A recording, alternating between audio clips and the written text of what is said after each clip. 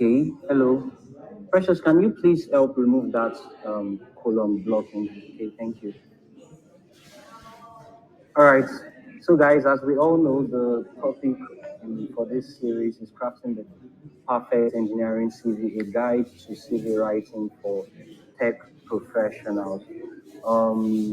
I understand that everybody has their perspective of writing CVs, and you know, different companies out there wants to see. There's a certain way they want to see, CVs there, or let me say, recruiters out there. A lot of recruiters out there are, have a lot of expectations as regards whichever CV, candidate CV they are reviewing.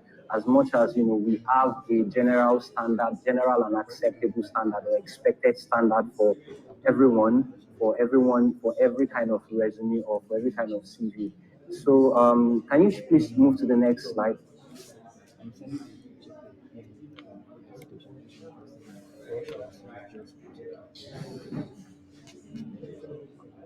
Okay, so on this slide, it says recruiters take an average of 6 seconds to scan a resume. So you only have a short time to make a good impression. So as a typical recruiter that I am, I see a lot of things. I have had to review a lot of CVs over time, at least in the past 1 to 3 years now. I've had cause to review a lot of people's CV, and I see a lot of common mistakes that have been made. I see a lot of common errors that we make repeatedly, which is one of the reasons why we have put together this series for us to enlighten each other on some of the things that are expected from our CVs.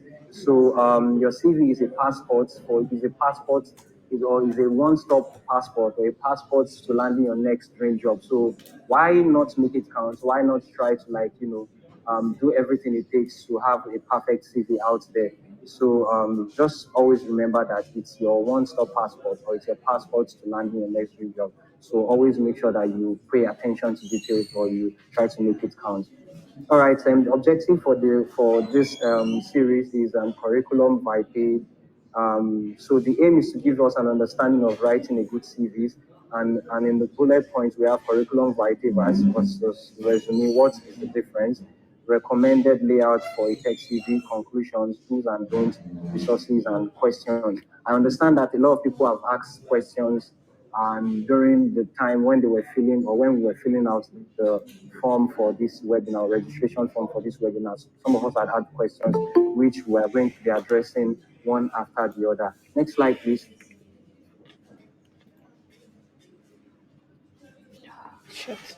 All right, curriculum vitae versus resume. What is the difference? So what comes to our mind when we hear CV and resume? A lot of us often confuse CV and resume to mean the same thing, although in some cases, recruiters or companies might refer to a CV and a resume as the same, but actually they are not the same. There are quite some differences between or a CV and a resume. So a CV is a very in-depth document that describes your career journey step by step, including all sorts of personal information. You can look at the CV as a comprehensive description of everything you have ever done, all achievements you are proud of, all publications that bear your name.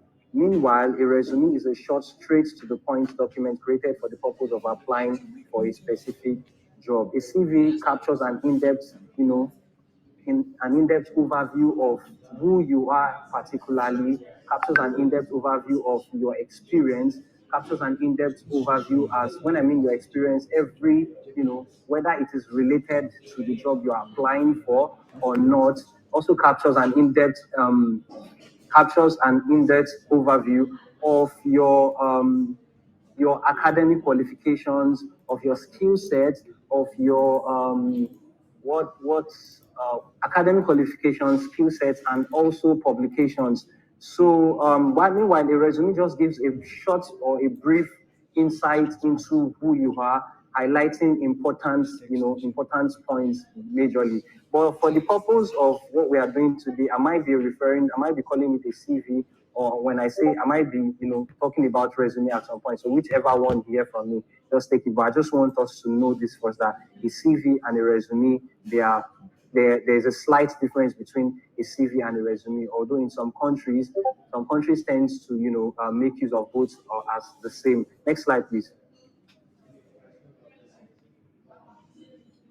All right, so here is a difference between I have juxtaposed placed side by side a CV and a resume, and highlighting the differences between a CV and resume.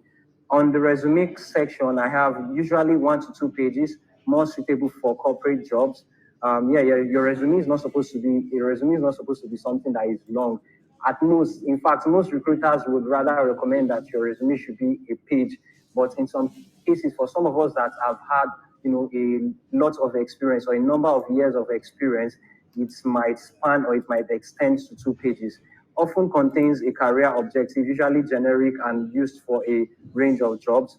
Formats may be graphically creative. So when I mean graphically creative now, I do not mean that I've come across a lot of resume that you see different kind of colors, different kind of some people even include their passport or their picture on the resume, which is all wrong. Your resume is supposed to be graphically creative, but not color wise now. At the same time, simple. Meanwhile, a CV may be 1 to 30 pages. Like I said earlier on, a CV gives an elaborate view or an overview of who you are, your academic qualifications, your experience, your skill sets, your publications, and all that, your leadership positions. So most of the time, it is usually used by well, some of us do not know this, but most of the time the resume is usually used by people in the lecturing space that are applying for they're applying for a fellowship, they're applying or they're applying for a master's degree program, and they will need to like submit their CV. So this is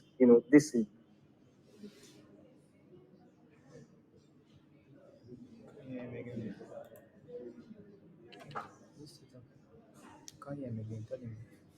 Can you hear me? He's still talking. He's talking about the lecturing. Yeah.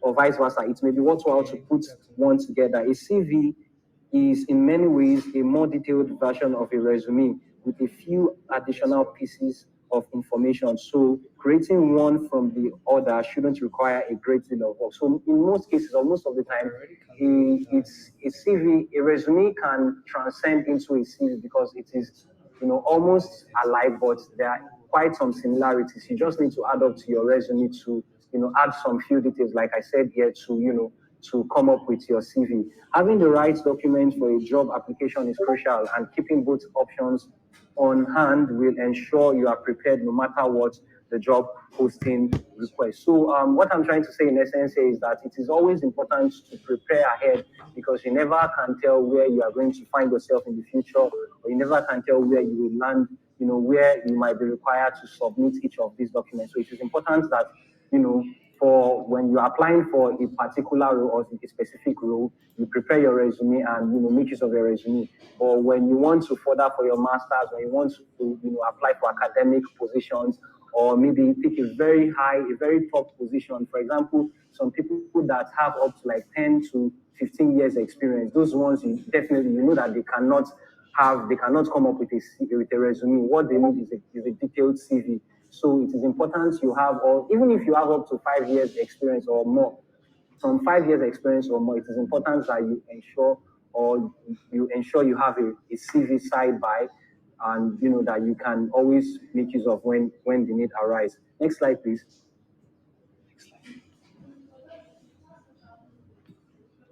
And also important to note is that some recruiters or some companies might request for. So it depends on whatever the requirements, the job posting or the job, whatever job requirements it entails. If, for example, if you're applying for a job online now or a foreign gig online, and then the recruiter or the company might request for a resume, and sometimes they might request for a CV. So the reason why we had to like take us do a background on differences between a CV and a resume is for us to be able to understand what is needed when applying for some of these jobs or when applying for any job online. Thank you. Okay, recommended layout for a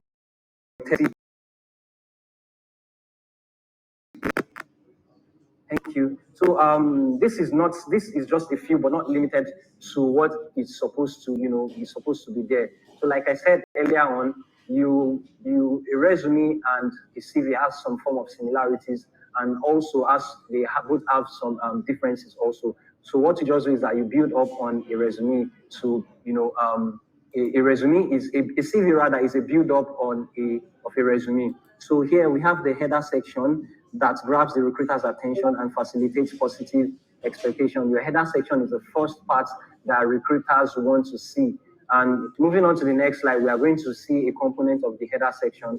Next is the experience section that is relevance, that is relevance and demonstrates the ability to make an impact. Your experience sections captures, you know, what you've done in what you have achieved in totality, all the places, all the companies you have ever worked. It also highlights some important skills that you have garnered while you are working in this very or in these companies, while you were working at these companies rather. And also skill section with a proper prioritization and grouping of your tech skills and soft skills. It also contains education and certifications to strengthen your overall working profile.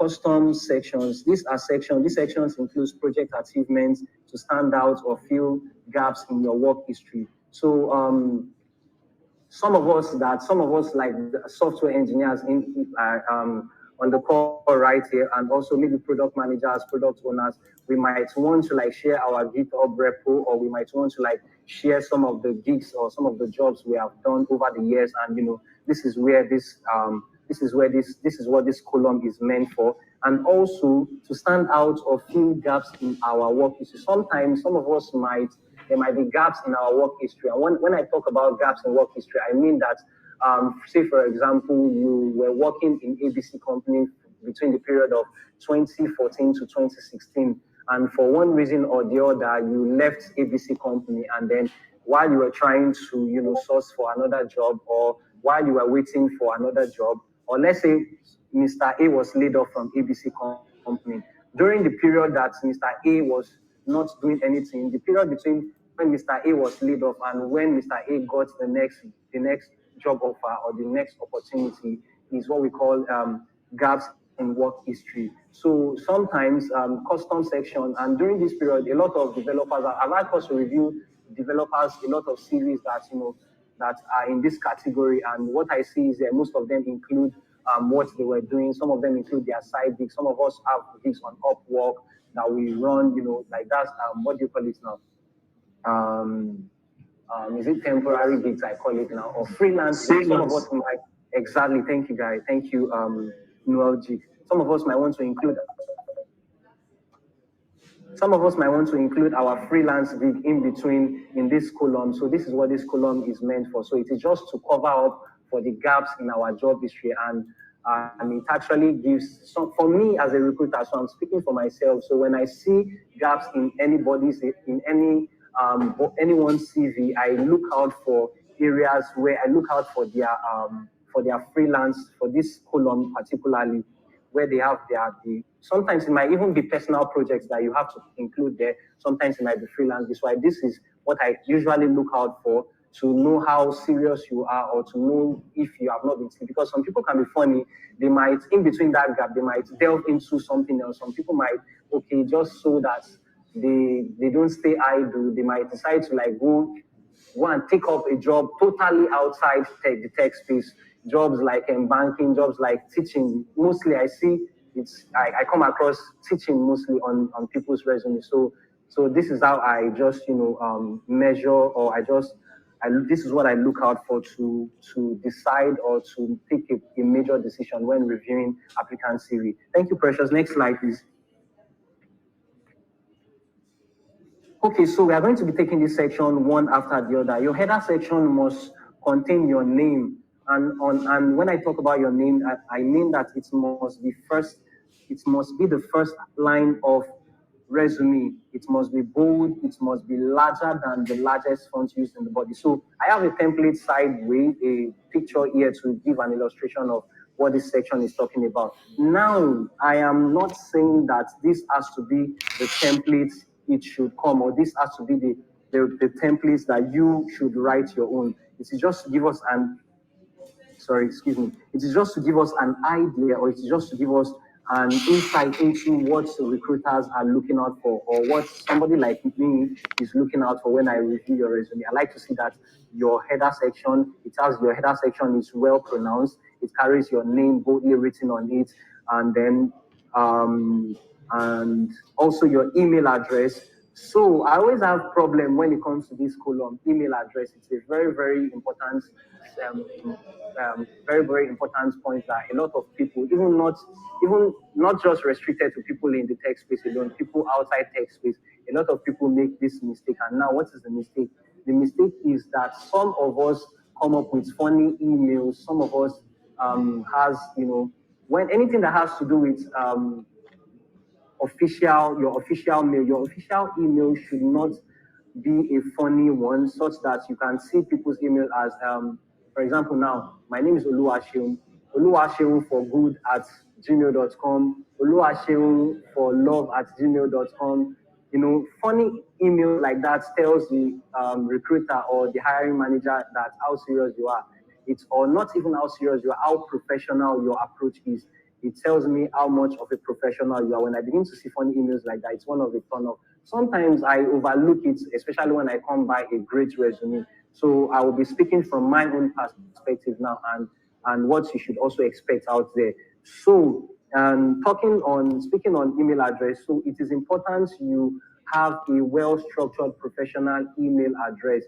For example, my personal email address is oluwaseun.ulano@gmail.com. My surname is Oluwaseun Ojulano. So it should come in form or format like in forms like oluwaseun.ulano@gmail.com. Or that's why you see when you are opening an email address, if you are opening a Gmail account sometimes will suggest list of email addresses for you to pick from, and you will never, I have never for once seen that, or I have never for once seen Gmail, suggest emails like Oluwaseun for love at gmail.com, or love you Oluwaseun at gmail.com. I don't know if we understand what I'm trying to say. So the emails Gmail suggests for us are strictly professional. So I would want to advise us to also do the same. So I remember at the when I after school, and then when I was in school back then, I used a Gmail. I used my the email address I was using then was sheonkels@gmail.com. And then with growth and with study and growth, I realized that no, sometimes you might apply for a job and you don't even get responses from recruiters. So I had to figure out, okay, why am I not getting responses? And I had to like go online to make research and keep up to trends, that CV trends, basic CV trends. And then I realized that no, I needed to change my email. So I changed my email address, and I more like created a new email address. I know for some of us developers, we might have our own way of doing things, and so but whichever format we are using, please ensure that it is a professional one. I had to I needed to take time to talk about this because it is one part of CV writing that most people make mistakes on. Also, moving on, phone number, your CV should also, or your header part, or your header section should also contain your phone number. So for me, some recruiters might not have an issue with this, but it is something that I consider important. It's an important part of CV, which I feel for me, this is how it works. I do a lot of reaching out to people on LinkedIn. That's head hunting. I do a lot of head hunting using LinkedIn X-ray search. I do a lot of X-ray searches, and I just ask people when I reach out to people on LinkedIn. I tell them, oh, this is what the job is all about. Can you please send me your phone numbers? Let me, So I would always prefer to have a one-on-one conversation with you to learn about your experience, because it is, for me, I consider it the fastest way. Imagine having to send you an email and having to wait for you to respond to your email to open your mail. Some of us are very terrible with checking out our mailboxes. So this is also an important thing I would also want to advise us. Your mailbox is like should be checking your email address or checking your mailbox should be part of your everyday task, should be part of your everyday responsibility. When I wake up in the morning, one of the first things I do, or one of the things I do later on, is check my personal email address to see if I have, outside my work email. I check my work email and then I move to my personal email address to check if I have an important, if there is an important message for me. So please, it is important to inculcate this, is it a skill, I'll call it now, or this, is it a character, or this attitude, or this culture rather. So phone numbers, is important. Having your phone number on your CV is important because I would definitely want to reach out to you. It saves me time, the stress of having to send you an email and then having to wait for you to respond. It gives me a one-on-one. It helps me have a one-on-one conversation with you when I call you. Oh, imagine I put a call through to you after receiving your CV. Oh, this is it, and this is what I found out after reviewing your CV. I would like to, like, take the interview process one step further by getting to know you better even before you come on board. So sometimes it's a lot of job, or it's a lot of stress for you to just review someone's CV and then send them an interview invite. And on the day of the interview, you have them on board, and you realize that they are not what you're actually looking for. So I do this most of the time, or always, to know who I want on board, to know if you are qualified to move forward to the next stage. For us in Enyata, one of our hiring process is to have a phone call interview session with any candidate. So a a it is a necessary condition. It is one of the criteria of our hiring process. And yes, okay, GitHub repo and portfolio link, or link to your portfolio. It's also important for software engineers, and also for product managers, or other for product managers, product owners, QA engineers, or other roles within the tech space that are not related to programming or writing code. So it is also important to put a link to, sorry, product designers. Yeah, this is an important thing, or important column for you to have, or section for you to have on your CV or your resume. So your GitHub repo and a link to your portfolio. For QA engineers, also for some rules that are not related to writing codes, sometimes it might not be necessary because there's actually nothing for you to, showcase. It's just for you to come and, prove to the recruiter or the hiring manager that you have done the job that you applied for, and you actually know what you are doing, and then you are more than capable of, or more than worthy of landing that particular role. All right. So that being said, on the left side, we can see the right and the wrong header section. Please, next slide, please. Thank you.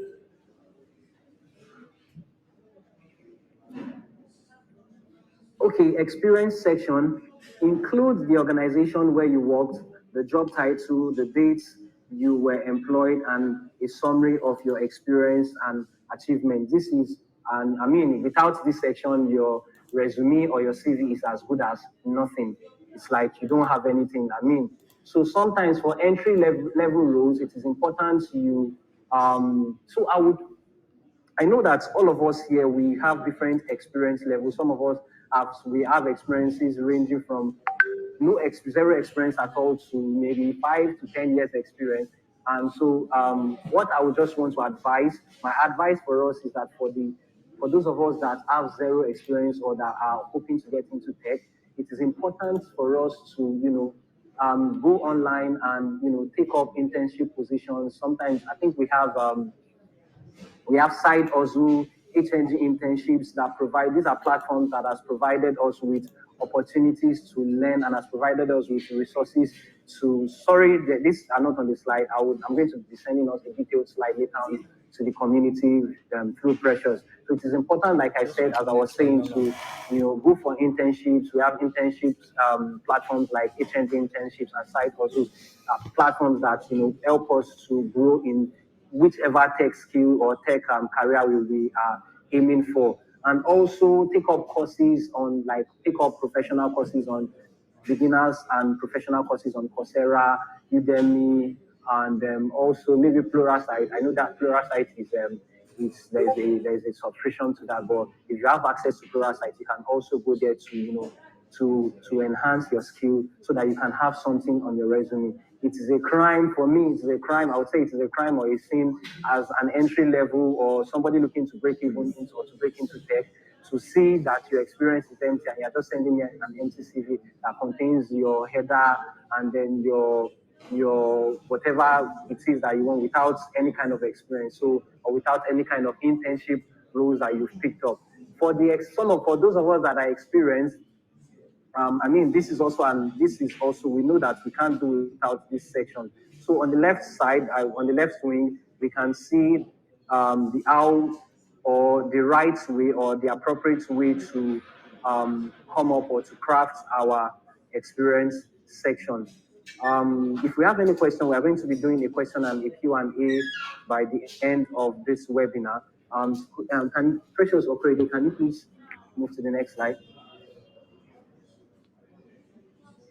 Sorry, I'm going to be doing a little bit of rush because of our time, so we can have more time for our Q&A session because I understand that some of these questions, a lot of us have questions in our minds that that we want to gain clarity on, and rather than waste time to talk about waste time on each of these points on this or each of these slides.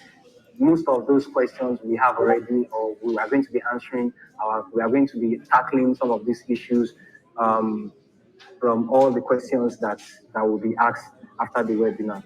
Okay, skill session. Having a balanced skill section is vital because it helps recruiters to understand whether you are able to perform the job.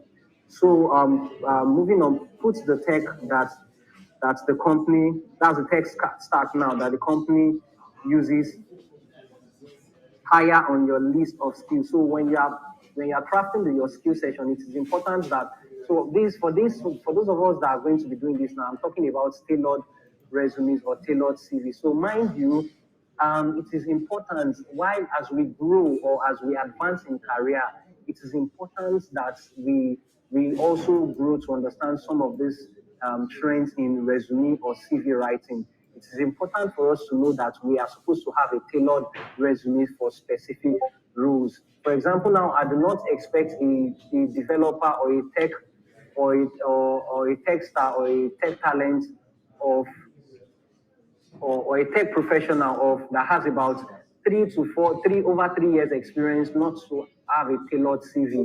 It is important that you ensure that as you grow or as you advance in career, while you are adding up to your experience, to your experience level, highlighting your importance, what's your major achievements in those places you've worked, or the major skills that you have picked up while you are, advancing in these careers or while you've picked up these roles.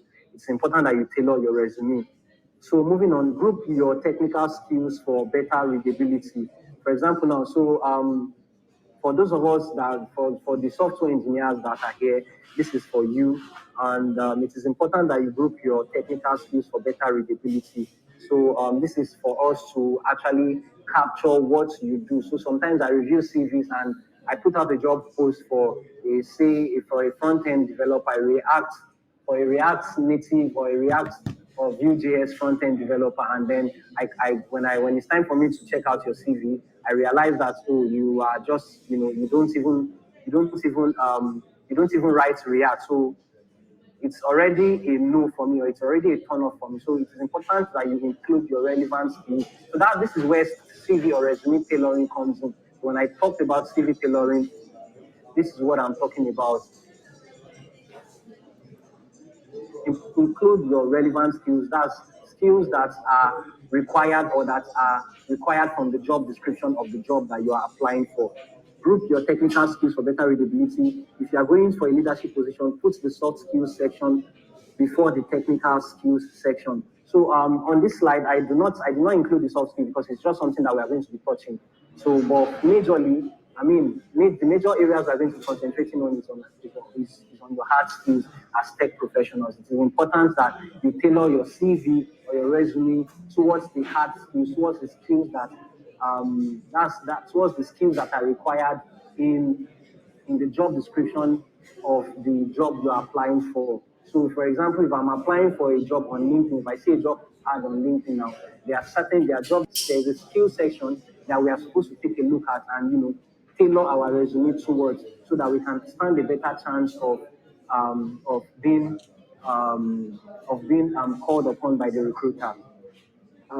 So on the left wing is hard skills for a good technical resume, and if you actually take a look at it, so for those of us that are not software engineers, for example, the product designers, the product managers, it is important that you include your hard skills, skills like your conversance with Figma design, your conversance with Photoshop, your Photoshop skills, your Figma skills, your prototyping skills. It is important for product managers. It's also important to include your hard skills like your product requirements, writing skills, and all that. So I believe you understand. For the QA engineers, it's important to include your skills such as your um, your understanding of Cypress, JMeter, Catalan, and all that. So these are tools necessary. These are tools used by the QA engineers. So for whichever tech career we find ourselves, we already know the skills, the hard skills necessary or the hard skills needed for each of these tech careers. So it is important that we tailor our resumes towards this and we ensure that we have everything captured, well captured in our hard skills section. Next slide, please. Okay, so conclusion. So it might be short. This slide might be short, yes, because I want to give room for question and answer because I saw a lot of questions on the form that we filled when we were applying or when we were registering for this webinar. So conclusively, in conclusion, we are going to be talking about I'll just be giving us a brief insight into do's and don'ts of resume writing. Next slide, please.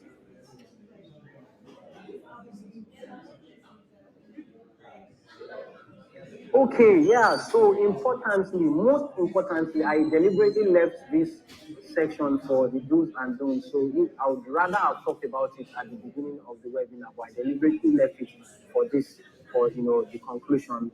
Number one, it says that don't include 8 years formatting violations. And when I talk about 8 years, I mean applicant tracking system.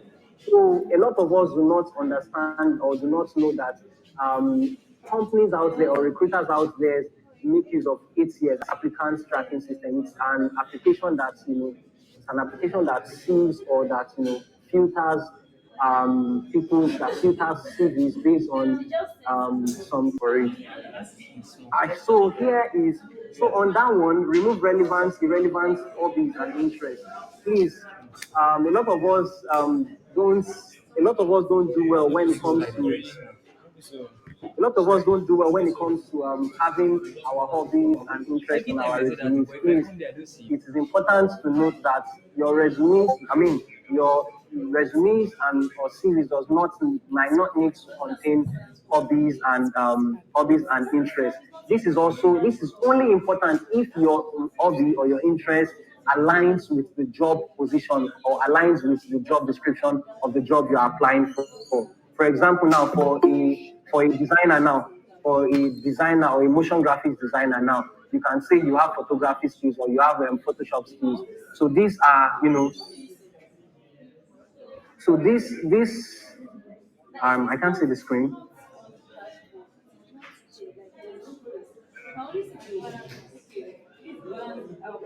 So or you can say you have interest in photography now. So this is an interest. Photography skill, for example, now is an interest that aligns with the job description that you are or the job role that you are applying for.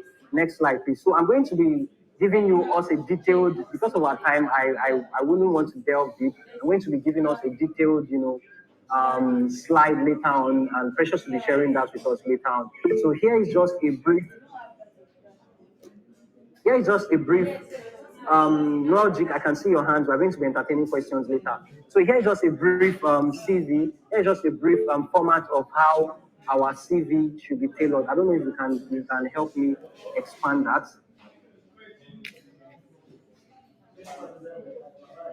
Sorry, it's expanding. Try to expand, but it's not. Okay. Okay. So can we just move on? Since we are going to be getting the slides later on, we can just move on. Can we just move on to the next part? to questions and answers. All right.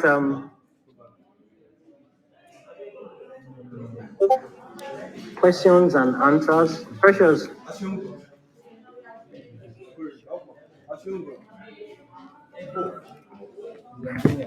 Awful. I did it. Are you ready? I'm not gonna go. I'm going to Anthony. That Sorry. used to be my line. Right. Oh, well. Can you hear me? What is boss Sorry, saying? guys. Yeah, so All right, Magic, you can ask your question. All right. First, I want to say I learned like two things today, which is the difference between CV and resume. I never knew that there was quite a difference around it. And also, I know you mentioned how we could, pick something from the both parts to make up something too. And I wanted to get how can we actually balance something from CV and from resume? Like, what details can we pick out from the resume and pick out from the CV to make up something? You are in between because not everyone actually recognizes. I'm not sure every recruiter knows about CV or resume. I talk with people on LinkedIn or Twitter, and then they're like, "Send me your CV, send me your resume." Anyone that comes first, they just get to send me Okay, that. so So, all right. yeah, I think that's one question. I want to answer my questions once, so you can answer them. Okay. All right. So the second question I have in mind is around someone that have experiences in different fields. So, example, this is pertaining to me. I now switched like from different skill set for years. I've been in one for like 4 years. I've gotten to around software engineering from design and all those. How do you like put that together? Because sometimes I consider in my head that if I'm ever asked to put out the CV, what I've actually done with my life, like it might be funny because I just get to see different experience and some of that don't even connect to the last thing that I did. It was just interest. I'm like, okay, and I've been in those things for you. So how do you actually structure something like that for positions, or unless you want to apply for opportunity? How do you do that in CV too? And then the third question is, I've been in the position where I applied for I was required to submit academic CV. So what's academic CV? How is it different? Is it any different from the things you mentioned today, or do they contain a specific type of information from the others? That's all. Okay, so all right, thank you, Magic. Your first question again, can you just quickly come again with your first question, then I will move to Yeah, answer. my first question is how do you balance an information from both CV and resume? You're trying to create something, and Okay, okay. yeah, so yeah. All right, so balancing an information from a CV and resume. Like I said earlier on, a CV captures gives us a general, a deep details. It's more like a deep dive into who you are. Meanwhile, a resume is just like a brief. It gives us a brief insight. So you might not want to like bore a recruiter or include in your resume a lot of so much details because once a recruiter asks you to send in your resume, you might not want to include so much details. So now, how do you add up? So on a resume, I like for example now, if you go to I don't know, Precious, can you just go back um to slide? Let me see.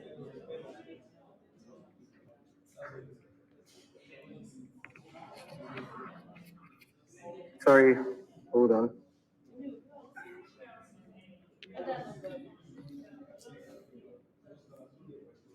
Okay, no, just go ahead.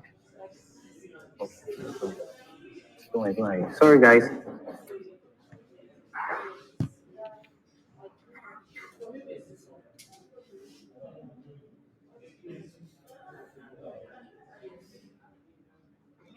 Okay, so like I said, as I was saying, I gave a clear difference between a CV and a resume.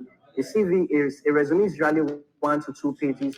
So you are going to not, you won't be highlighting, going deep into your skill set. You won't be going deep into, you're just going to be tailoring it towards the job role that you're applying for, highlighting the specific skill sets for that particular job position.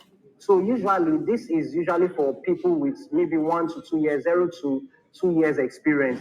But for those of us with over 2 years experience that we are applying for senior roles, it is important that we have a detailed resume, a detailed CV rather, where we highlight. So because over time you must have gathered some skill sets, you must have learned new things, you must have picked up professional courses, you must have, even some of us must have even done our master's degree. You must have, have our master's degree program, master's degree certificate, and over time we must have achieved a lot of things over the years in between 3 to 4 or between 3 to 10 years. You must have achieved a lot of things. So in a resume, you might not want to like put all those things because you don't have that much experience yet. So that's why I said it is tailored. A resume contains just a brief insight into just it is just a detailed. It gives just a short, straight to the point information about you. But a CV, you might want to build up to it now. Maybe if you have over 5 years experience, you can't tell me that having 5 years experience, you must have achieved quite a couple of had a couple of achievements. So this is where this achievement comes in. So for those of us that have written something that has what do you call it now, accounts on Medium, for those of us that have publications, you might want to include your publications there, publications that you have written over the years. And so these are for top senior tech professionals. You might want to include your publications. You might want to include those things that you have achieved. Some of us that have had the opportunity to be to manage engineers or to manage a team or be in a leadership position. You might want to include even some of those things that you have realized while managing or while you were a leader. You might want to include these things. I don't know if you understand this part. Logic, has that been answered? Yeah, that makes sense, and I think I also use it to develop more ways to handle the issues in different contexts. Okay. And then also important to note, don't forget that it is important that when you have your CV should be crafted, if you are not an entry level, or if you are not, if you don't have 0 to, for example, you're not just trying to like delve into tech, or you're not just trying to dive into tech. If you have up to like 5 years experience as a tech professional, or 5 years plus experience as a tech professional, please note that it is important that you tailor your CVs to whichever role or whichever position that you are applying for, because you do not want to have a CV full of. So I'm trying to answer your second or third question. I don't know. Logic. You do not want to have a CV that captures everything that you have ever done in this life, because recruiters do not want to see, they don't want to know everything that you have ever done. They want to see what you have done that is relevant to the job that they are hiring for, and that is relevant to the position that they are recruiting for. I hope you understand me. Yeah, I think also that's where makes one of these things tough. So you've done pretty different things in different ways. So when you are not putting out a CV there, just see there is Okay. also this blank. So something Yeah, that I would blank. want to You see, advise you, because you're trying. Yeah. an advice that I would want to give you is that for those of us that has, had the opportunity to delve into different things, while we are on these jobs, there are some skills that we have picked up. Do you understand me? There are some skills that you have picked up while you have, there are some new things that you have learned, some lessons that you have learned, some experiences that you have garnered. This is where it is, you have to like include it on your CV. You don't have to like let the recruiter know that this is where you have to include it in your skill sets now. That is your hard skills and your soft skills. That is where they come into play.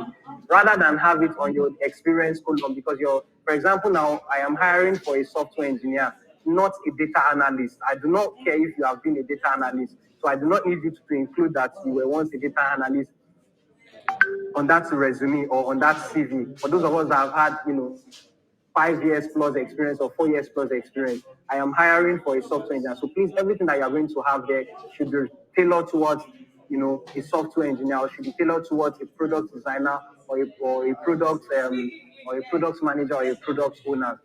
I hope you understand that. So for those of us that, for example, if you now have a data analyst, or if you are now a data analyst, this is where you know your that is where you have to include it on your skill, your hard skill or your soft skill column. Do you understand? Your hard skill column majorly. I don't know if you understand me. Yeah, I do. Yeah, I understand. So also waiting for like the answers on the two other. Okay, so can you run me through again? Academic So yeah, it's around the CV. So you've mentioned around multiple experience and the balance, and also how to balance between something on resume and CV. So I think the last one, I think it just keeps my mind. So I think you made mention of academic CV Yes, because like you had anything course to around apply. academic CV. Okay, so for academic CV, there's nothing as such as academic CV, right? I just say that most of the time, you use people that have a your CV captures gives a deep dive into everything that you have ever achieved. So even the littlest details about you, about the skills you have garnered, is supposed to be on your CV if you are going to be applying for academic positions or you are going to be applying for your master's degree program, or because sometimes they might ask you to write a statement of purpose. So they will want to see some of the things that you have mentioned on your CV, on your statement of purpose. You do not want to have a CV and have a statement of purpose that is not, that you do not want to have a statement of purpose that doesn't capture things that you have on your CV. I hope you understand me. So what I try to say is that what I said is that your CVs are meant for you use CVs for those of us that are applying for academic positions or applying for a master's. That is when your CV comes into play. I hope you understand me. So you have to include every details, your educational background. For example, while you were in school, you took up a particular position in school. Say you are the head of SUG, you have to include it there. Meanwhile, on a resume, you might not need to include all those details. For example, if you came up with a CGPA of 5.0, you have to include it there. Sometimes of course, you can include that on a resume also. But these are important points you have to include on your CV. If you took up special position in school, you have to include it there. If you came up with any academic writing, for example, your project work in school, you have to include it on your CV. That's your research, your final year research thesis. You have to include it, or any other research thesis you carried out. You have to include it. For example, you carried out any research or any research on software technology or software engineering, for example, you have to include it there on your CV. To mention but a few. I hope you understand that. Has your question been answered? Yeah, totally. Thank you so much. All right. Ayomide Lawal, thank you, Nojik. Ayomide Lawal is raising a hand. You can speak, please. We have a few more minutes to go, so please let's do out to Yes. like take one more questions and just try to wrap up. We've done 20 minutes past our time already. For other Ayomide, questions, you can drop it on Slack. Yeah. So Ayomide's question, then call it a day.